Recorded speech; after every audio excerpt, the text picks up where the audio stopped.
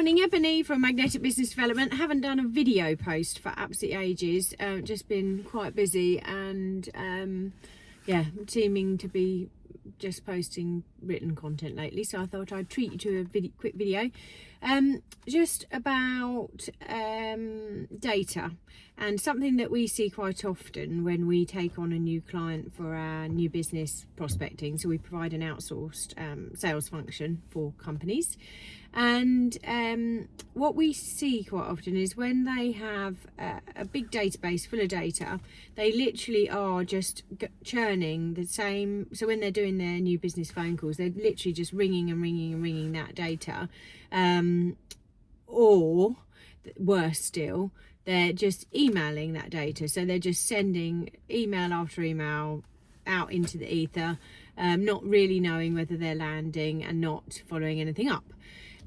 So what we do when we take on a new client, when we take them through what I call the onboarding process, which is just a series of steps for us to really understand their business, understand their ideal customers, understand their strengths and weaknesses and that sort of thing. We look at the data that they have. We also can certainly source data for our clients' campaigns.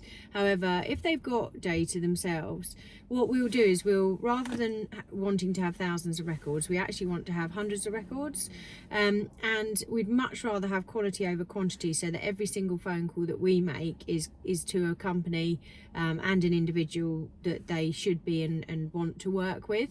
So what we'll do is we'll look at their data, we'll put it into different pots really. So one of them might be just completely cold data that they've got that they've never prospected to before, or it would be data that we've sourced on behalf of them for their new business campaign. Then the other pots would be things like clients that they're currently actively working with, so we would mark them as either clients actively working with but we're not to prospect to them, so they're sort of off limits.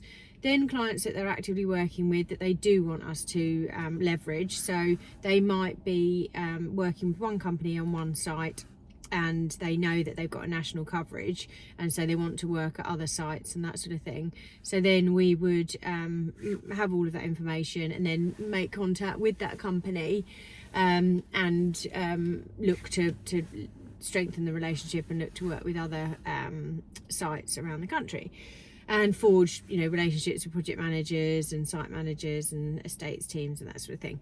So then so that's sort of maximizing the relationships that they already have. And then they might have another pot of clients that are what we call sensitive.